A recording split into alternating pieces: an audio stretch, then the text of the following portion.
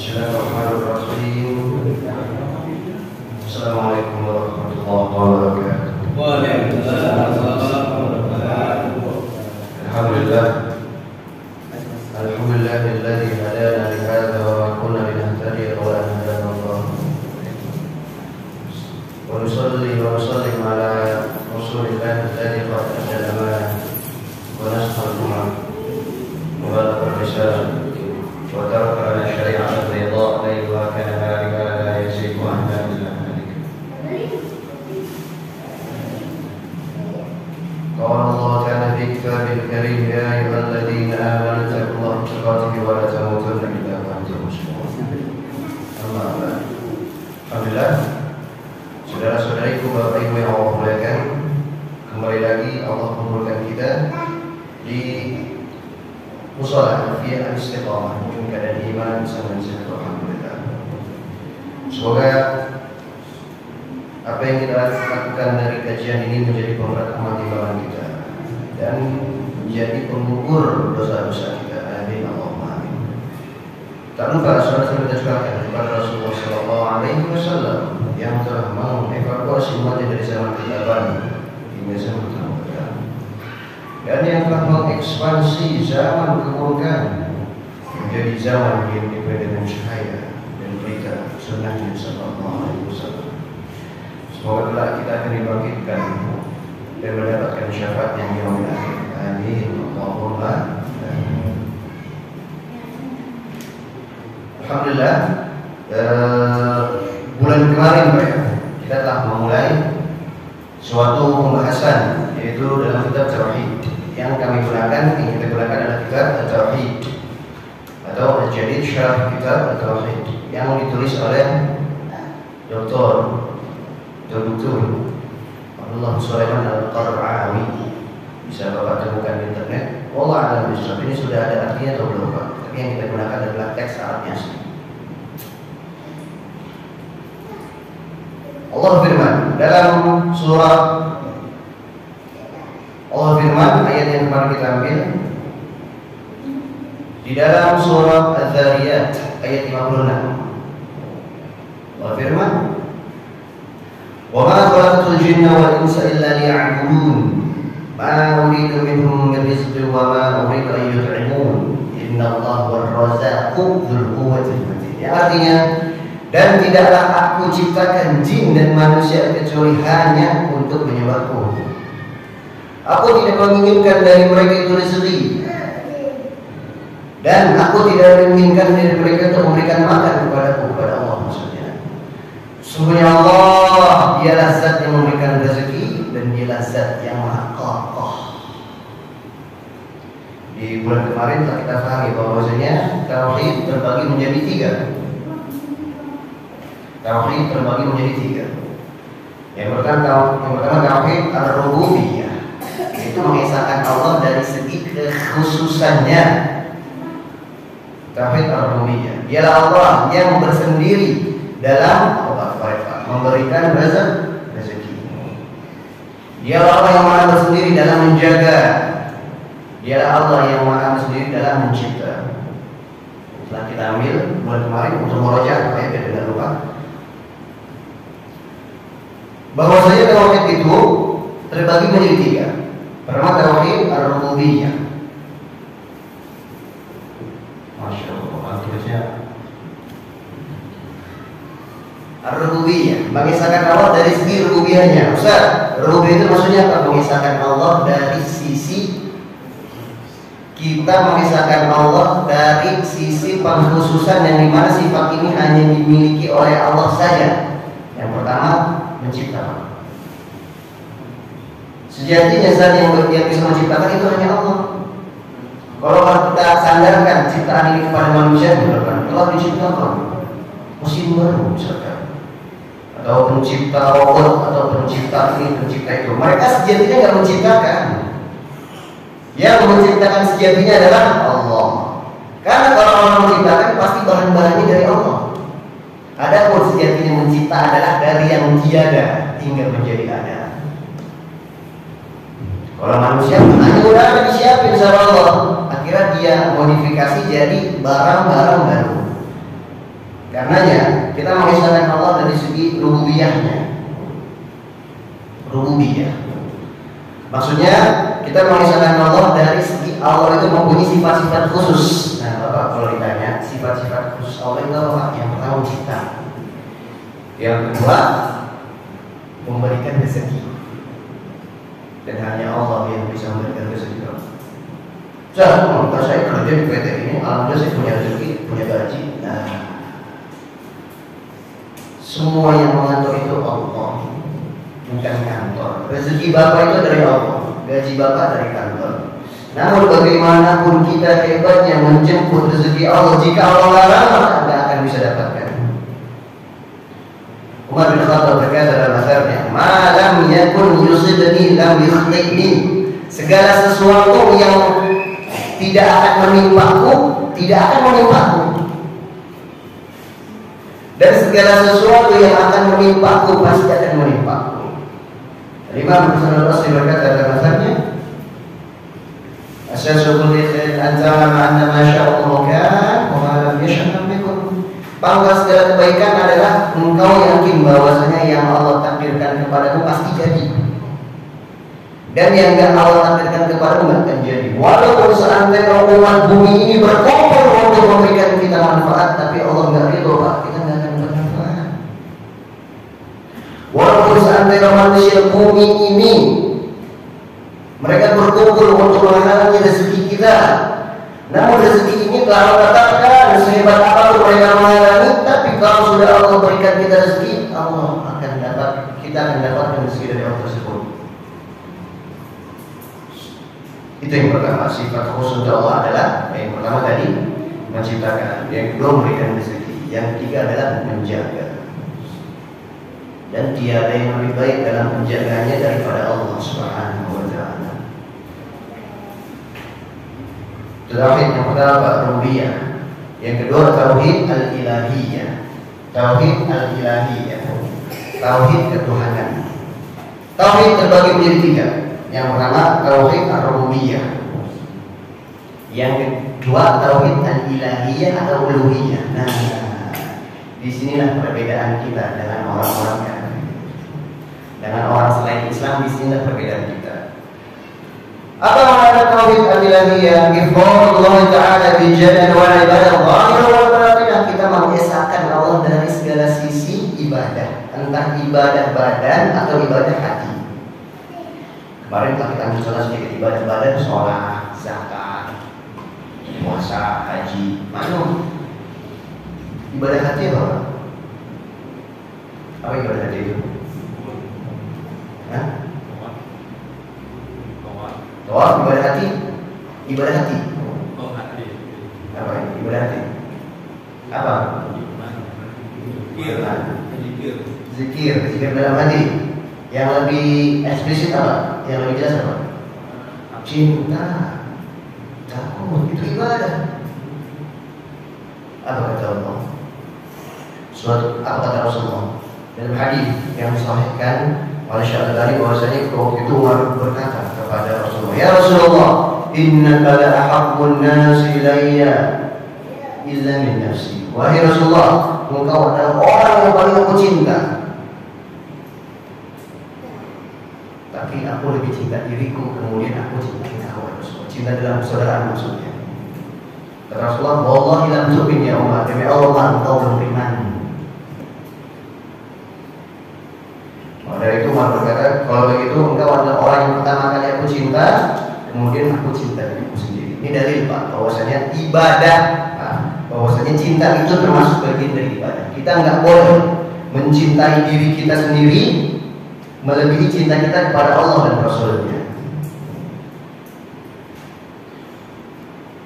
Allah berfirman, "Wa minan nas may yattakhidhu min dunillahi andadan yuhibbunahum ka hubbillah walladzina amanu asyaddu hubban lillah."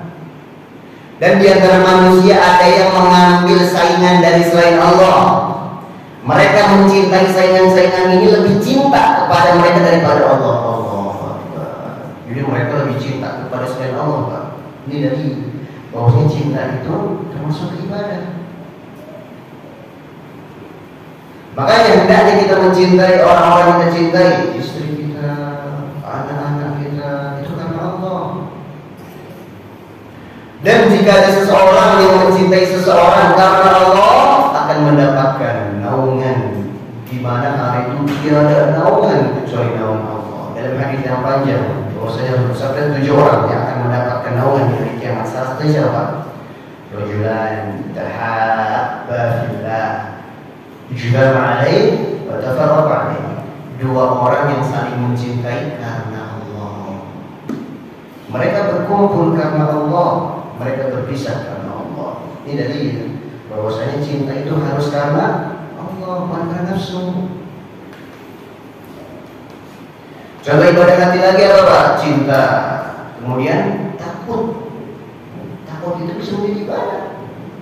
Ibadah hati itu, amalan hati. Kalau ada seseorang yang takut kepada selain Allah, lebih takutnya kepada Allah itu sendiri.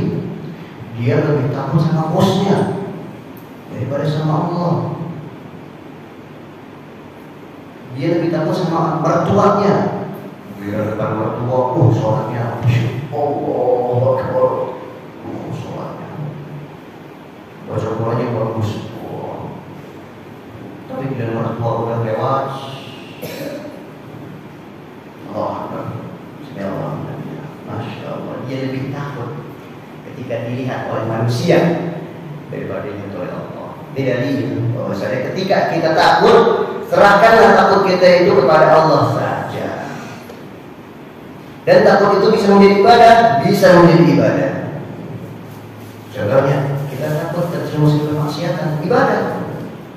Kenapa kamu tidak mencuri? Saya takut pada Allah yang Maha Melihat. Inna rabbaka labil mirsad. Sesungguhnya Allah Tuhan itu Maha mengawasi. Ketika kita membayangkan bahwasanya Allah melihat kita, mengawasi kita, akhirnya timbul rasa takut kepada Allah, itu ibadah. Bahkan ternyata Pak, ibadah hati itu lebih besar. Ibadah hati itu lebih berpengaruh daripada ibadah badan.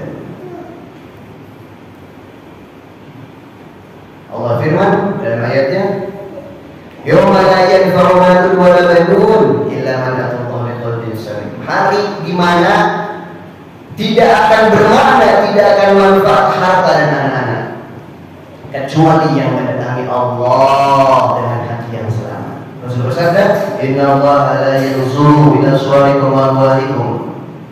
Sungguhnya Allah tidak akan melihat kepada rupa kalian dan harta kalian.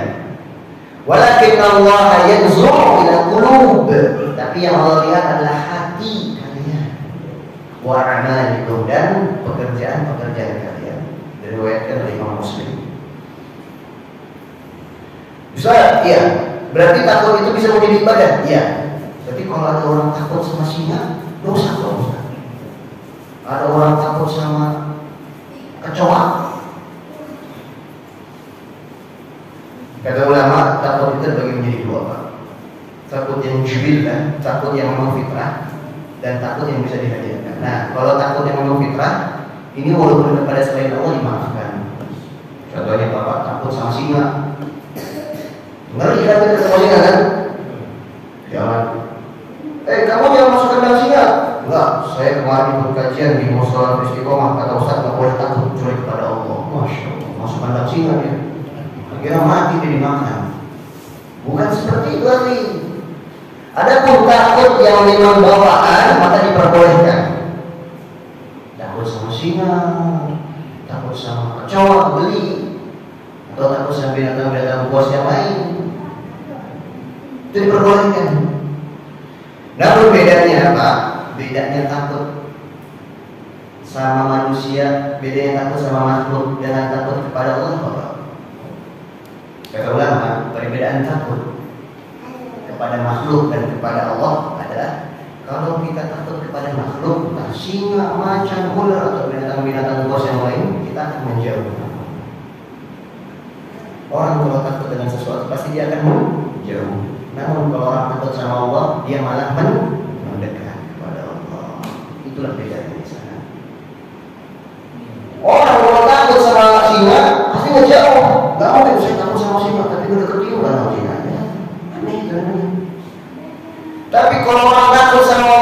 dekat, banyak ibadah. Kenapa? Takut dengan azab Allah.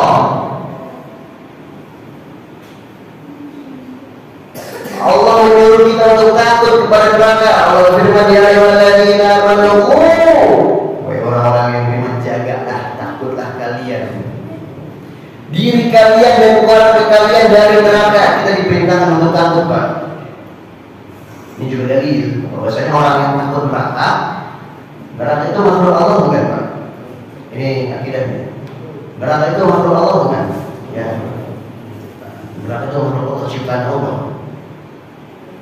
Kalau orang takut neraka, apakah itu dikatakan syirik? Tadi Ustaz bilang, kita nggak boleh takut kecuali kepada Allah. Kalau ada orang takut neraka, itu syirik ya?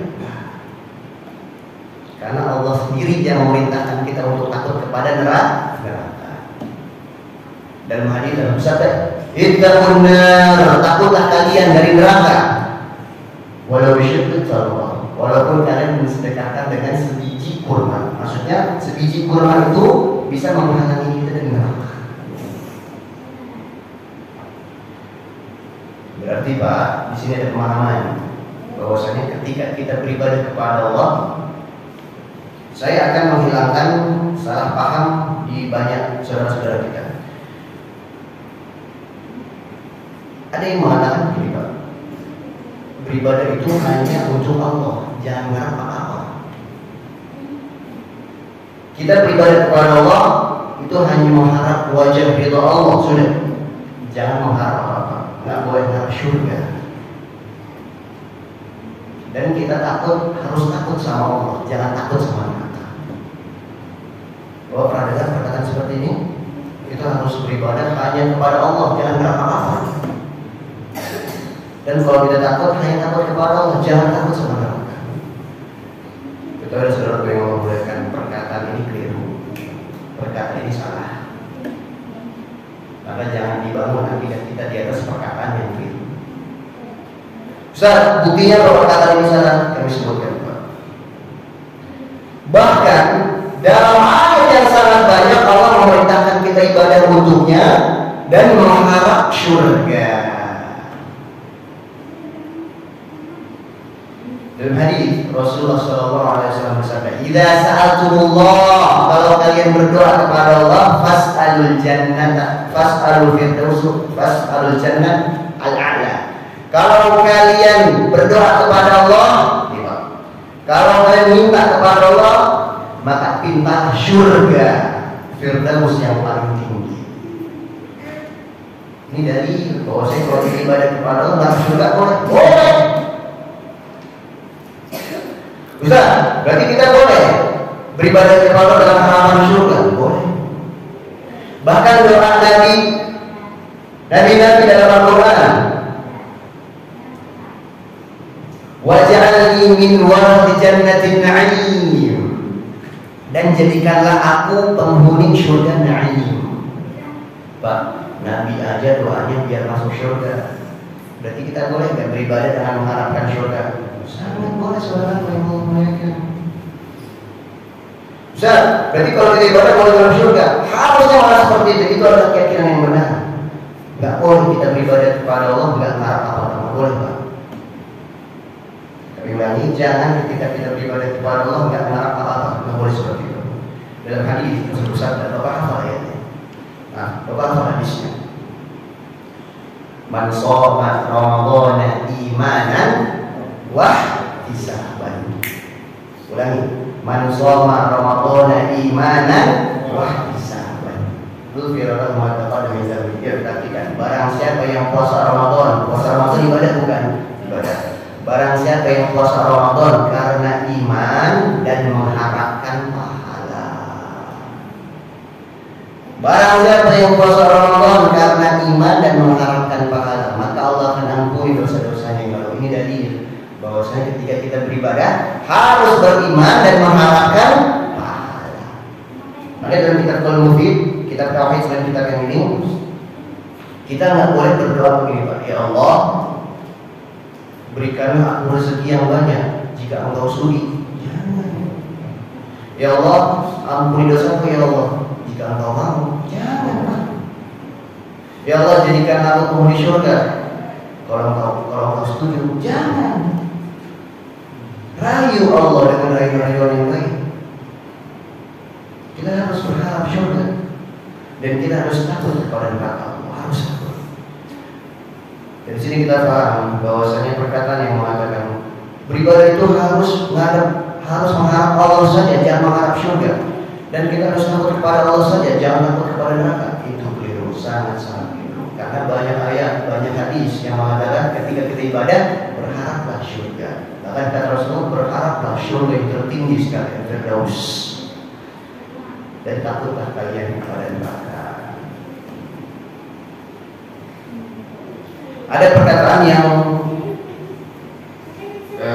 sering dikumandangkan oleh mereka yang meyakinkan bahwasanya ibadah itu harus mengharap Allah saja, jangan harap surga. Mereka berdalil dengan perkataan seorang perempuan soleh dari kalangan tabi'in, namanya Rabi'ah al-Adawiyah. Pernah dengar namanya Pak? Rabi'ah al-Adawiyah ini adalah perempuan yang soleh. Ngomong Pak, perempuan itu perempuan yang solehah. Perempuan yang soleh apa ya?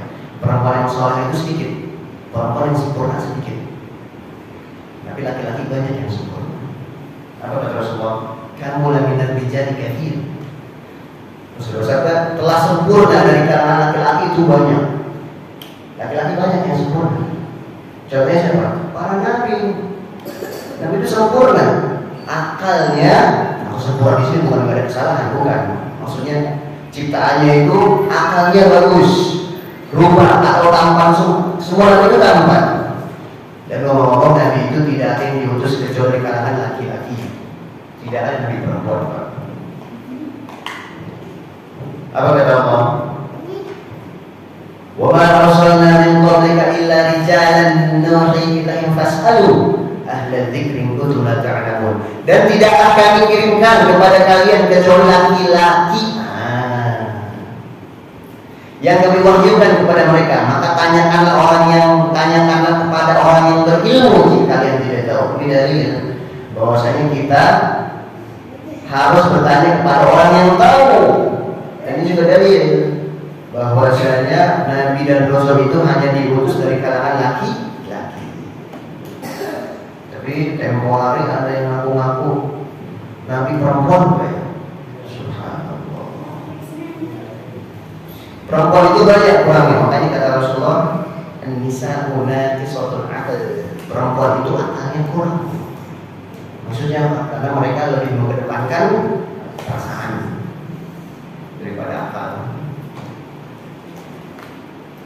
Kita kembali. Perempuan itu jarang yang sempurna, tapi kalau laki-laki banyak yang sempurna. Contohnya para nabi. Walam yaqul minan nisa illa arba'. Dan tidak ada yang sempurna dari kalangan perempuan kecuali 4. Siapa? Siapa tahu? Maryam. Siapa Maryam? Ibunda siapa Maryam? Ibunda Nabi. Yang kedua siapa? Asia. Siapa Asia itu? Istrinya Fir'aun. Asia. Zaujatu Fir'aun. Ketiga siapa? Terus, ayo. Khadijah. Siapa Khadijah? Siapa Rasulullah? Yang keempat, dalam riwayat Fatimah, dalam riwayat Aisyah, dalam riwayat yang lain. Dalam riwayat yang lemah dikatakan bahwasanya Rabi'ah al-Adawiyah, perempuan dari kalangan tabi'in ini juga termasuk perempuan-perempuan yang sempurna. Namun wallahu a'lam bishawab, apakah Rabi'ah al-Adawiyah masuk ke perempuan yang sempurna atau tidak? Yang intinya adalah ada perkataan yang dipalsukan. Jadi kita belajar akidah dan keyakinan. Saya akan meneruskan beberapa keyakinan yang keliru. Ada perkataan yang katanya dikutip dari Rabi'ah al-Adawiyah, perempuan saleh ini, yang berkata, "Abadullah ala khaufan minan nar wa la raja ila jannah." Aku beribadah kepada Allah enggak takut neraka, dan aku beribadah kepada Allah enggak ngarep surga. Perkataan ini disandarkan kepada Rabi'ah al-Adawiyah. Namun kalau saudara yang menyampaikan, siapapun dari bapak-bapak yang membuka kitab, maka perkataan ini perkataan palsu, disandarkan bukan kepada orangnya. Dari itu keyakinan yang benar adalah bahwasanya ketika kita beribadah harus mengharap syurga, harus dan harus takut kepada neraka. Allah firman yad'una rabbahum ayatnya radhaban wa rahmatan.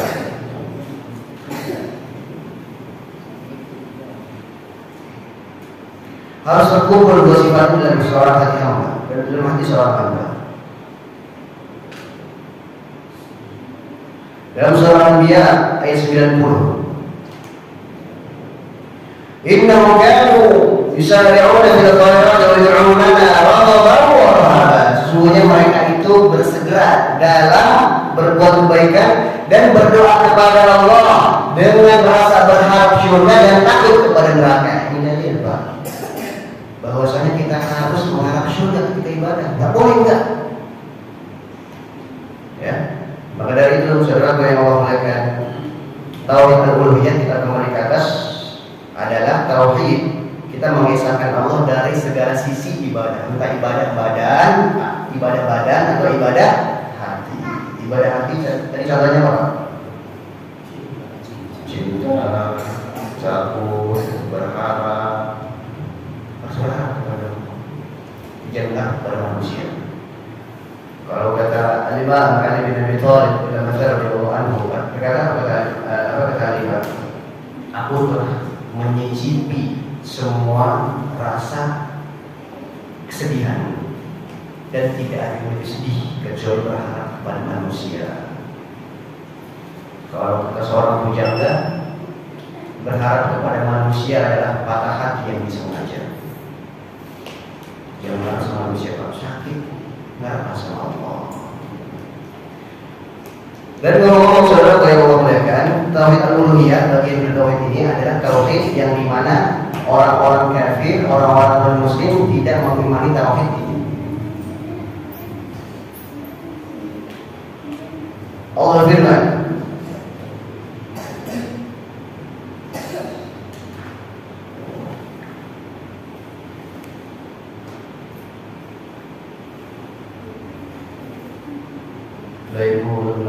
gimana ya jemaah? Subhanallah.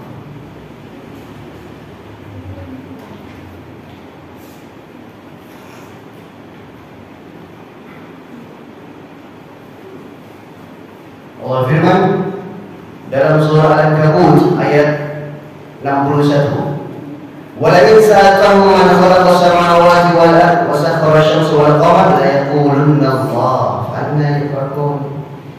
Dan engkau wahai Muhammad, jika engkau tanya kepada orang-orang di luar Islam, orang-orang kafir yang di luar Islam, kalau engkau tanya kepada mereka, siapa yang menciptakan langit dan bumi?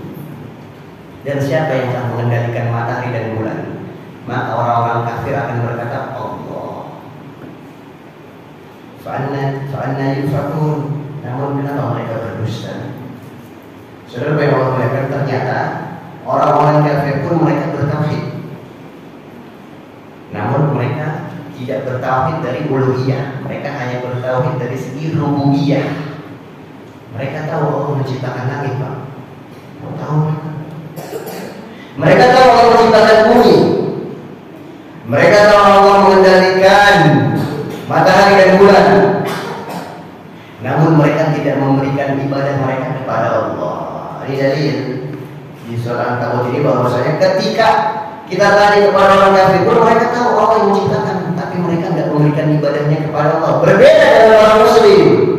Adapun seorang muslim yang sejati, dia yakin Allah yang menciptakan, Allah yang memelihara, Allah yang memberikan rezeki, pun kita hanya harus beribadah hanya untuk Allah. Jangan berkhianat saudara kepada Allah. Maka dari itu tauhid uluhiyah ini tidak direalisasikan oleh orang-orang kufar. Allah firman, "Qul inna sholati wa nusuki wa mahyaya wa mamati lillahi rabbil alamin." Katakanlah bahwasanya salat, sesembelihan, hidup dan matiku hanya untuk Allah. Jadi kita harus beribadah semuanya hanya untuk Allah, tidak boleh dikasih rububiyah, tauhid uluhiyah. Yang ketiga tauhidul asma wa sifat, mentauhidkan Allah dari segi namanya dan dari segi sifatnya. Saudara yang memulaikan tauhid asma sifat adalah kita mengisahkan Allah dan mengimani nama-namanya dan sifat-sifatnya sesuai dengan yang dikabarkan olehnya, oleh Allah sendiri maksudnya, atau oleh Nabi-Nya Sallallahu Alaihi Wasallam. Jadi kita harus beriman bahwasanya Allah itu memiliki 99 nama. Nggak boleh kita lengserkan satu, nggak boleh. Dan kita nggak boleh mengurangi nama-nama Allah. Dalam hadisnya bersabda, Inna lillahi tis'un wa tis'ina asman. Apa Rasulullah? Allah itu memiliki 99 nama. Maka dari itu saudara yang Allah muliakan, jangan kita hilangkan nama-nama Allah dengan keyakinan-keyakinan tertentu. Dan kita harus mengimani sifat-sifat Allah. Nama Allah itu sejajar dengan sifatnya. Maksudnya apa? Nama Allah itu persis dengan sifatnya. Contohnya, dari nama-nama Allah adalah Ar-Rahman, Ar-Rahim. Allah Maha Pengasih, Allah Maha Penyayang. Atau dari nama Allah adalah Al-Adil, yang Maha Adil. Ketika Allah menamakan dirinya dengan adil, itu tanda bahwasanya memang Allah adil. Allah adil memberikan rezeki. Ada yang kaya, ada yang miskin. Besar. Kalau Allah adil, sama dong rezeki saya dengan bapak-bapak yang kaya itu. Adil itu nggak harus sama, Pak. Memang ada harus sama? Beda. Adil itu tidak harus sama. Bapak punya anak 2, yang satu SMA, yang satu TK.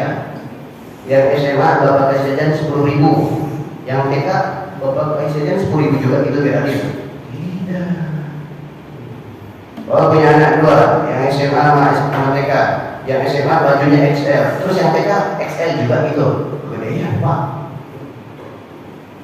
Adil itu tidak harus sama. Maka dari itu ketika kita harus beriman kepada nama-nama dan sifat-sifat Allah, kita harus juga beriman bahwa nama Allah itu serasi dengan sifatnya. Beda dengan manusia, Pak. Ada manusia, ada misalkan ada orang namanya Adil, Pak Adil gitu. Tapi orangnya curang, nimbang keras dikurangin, kembalian dikurangin, nimbang buah-buahan diambil yang jelek-jelek. Padahal namanya adil. Tapi kalau Allah menamakan dirinya sendiri adil, itu tanda memang Allah adil. Ada orang namanya Pak Kowi misalkan, Kowiuddin, namanya Pak Kowi. Ada Kowi artinya apa? Kuat. Namanya Kowi, namanya orang. Tapi jalannya lemes, padahal namanya Pak Kowi. Tapi Allah menamakan dirinya Al-Qawi, memang benar Allah Maha Kuat. Ada orang namanya Pak Sabar, Pak Sobur misalnya. Namanya sabar, tapi dikit-dikit marah, ngomong dikit marah, teriak-teriak. Padahal namanya sabar. Namun Allah ketika menamakan dirinya As-Sabur, yang Maha Sabar, benar Allah itu sabar. Inilah 3 tauhid yang harus kita imani, saudara yang Allah muliakan. Kalau manusia diberikan nama, misalkan ada nama manusia namanya apa? Yang ada nama Allahnya apa? Banyak. Aziz. Manusia namanya Aziz, perkasa. Tapi penakut, kabur kalau ada masalah. Kalau manusia namanya tidak harus serasi dengan sifatnya, namun kalau Allah namanya pasti serasi dengan sifatnya. Di situ maksud saudara yang mulia. Jadi kita sudah paham 3 tauhid, Pak. Ini 3 dasar-dasar, Pak. Kalau kita paham ini, insya Allah kita belajar dengan mudah, saudara. Yang pertama tadi tauhid ar-rububiyah. Kita mengesahkan, mengimani, menauhidkan Allah dari segi kekhususan Allah. Yang kedua tauhid uluhiyah, kita mengesahkan Allah dari segi ibadah kepada Allah, ibadah badan atau ibadah hati. Yang ketiga tauhid asma dan sifat, kita beriman kepada Allah. Allah memiliki nama-nama yang baik dan nama-nama Allah pasti serasi dengan sifatnya. Saudara Kita datang ke perkataan mu'allif di sini. Beliau mengatakan syarhul kalimat, penjelasan kalimat al-jin. Beliau mengatakan al-jin. Jin itu adalah alamun mustaqil 'anil anzar.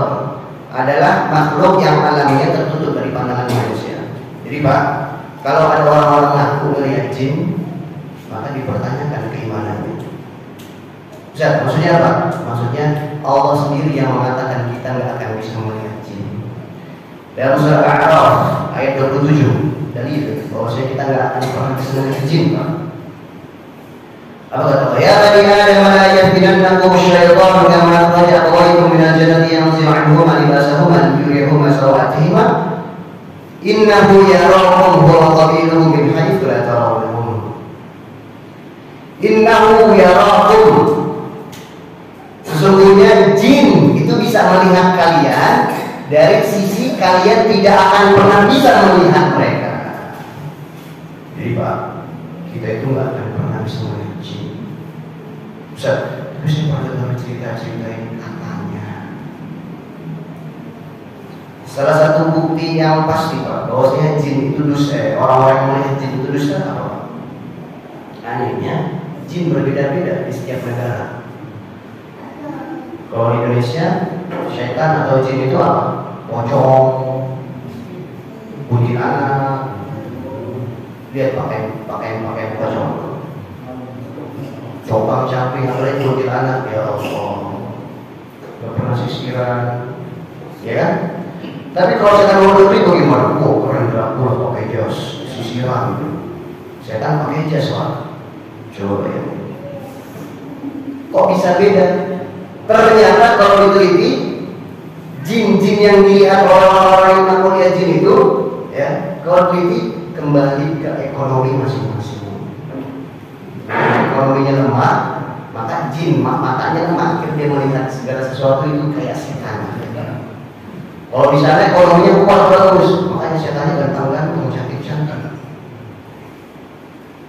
Maksud saya adalah saudara yang Allah mengatakan jin itu tidak akan pernah bisa kita lihat. Ustaz, tapi kan ada cerita Rasulullah bisa melihat jin. Ayo, itu benar ceritanya. Ketika Rasulullah SAW sedang sholat, ada syaitan yang mengganggu Rasulullah SAW.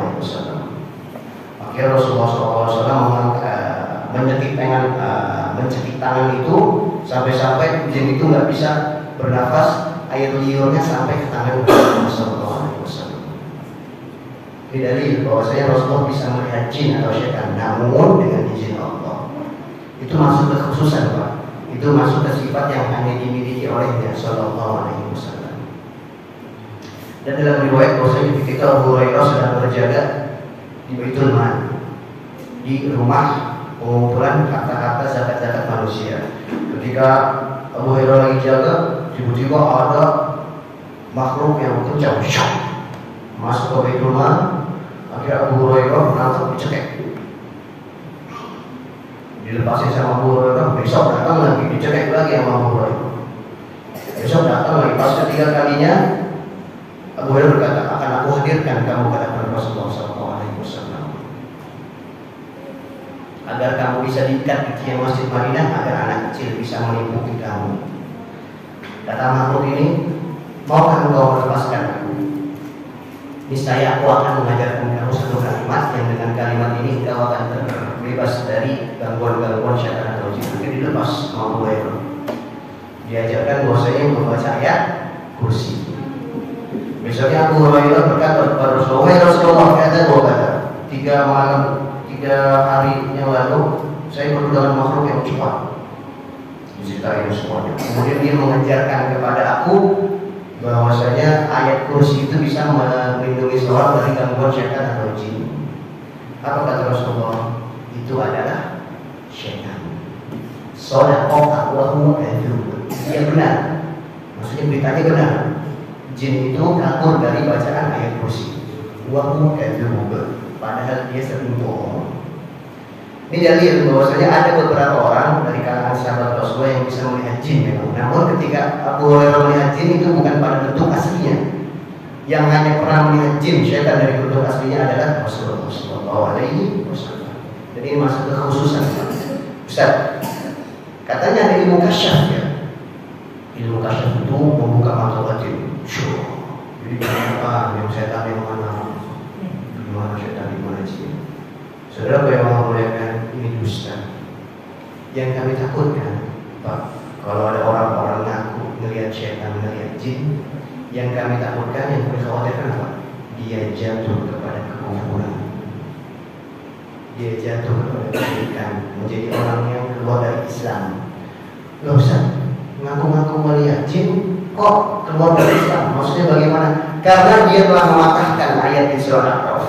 Orang yang mengingkari ayat hukumnya apa? Kufur. Dia nggak percaya dengan ayat Allah. Kalau ada orang dikatakan kepada dia bahwasanya ayat Allah mengatakan kita tidak bisa melihat jin, tapi dia ngaku-ngaku melihat jin, sama saja dia mematahkan ayat Allah.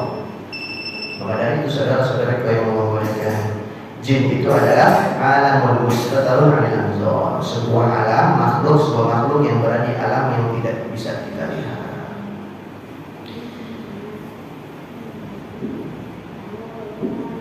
Karena keterbatasan waktu, saudara yang Allah mengatakan, kita ambil beberapa faedah saja sebelum tanya jawab mungkin ya.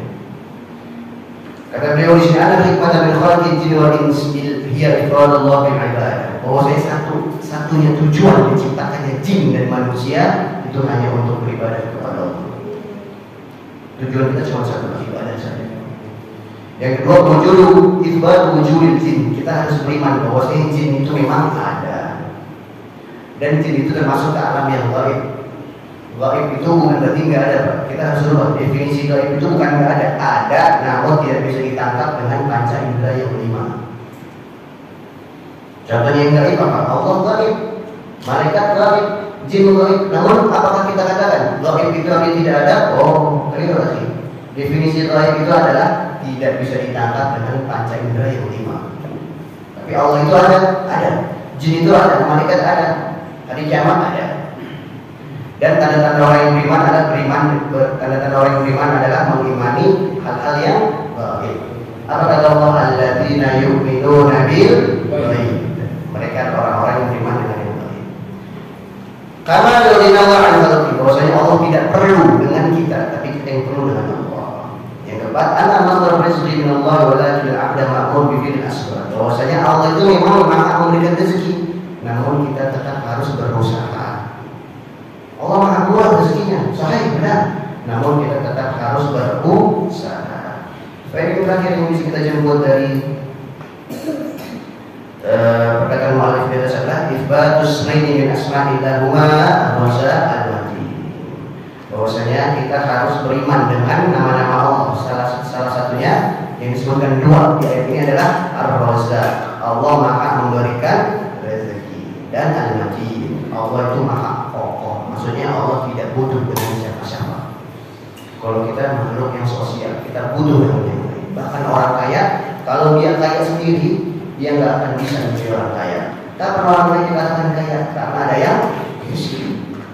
Coba semua orang Indonesia, semua orang di dunia kaya, nggak akan ada rumah, nggak akan ada tambal ban, nggak akan ada tukang bangunan, nggak ada. Sama-sama punya uang, tapi Allah jadikan kita saling membutuhkan. Namun Allah tidak butuh dengan kita semua.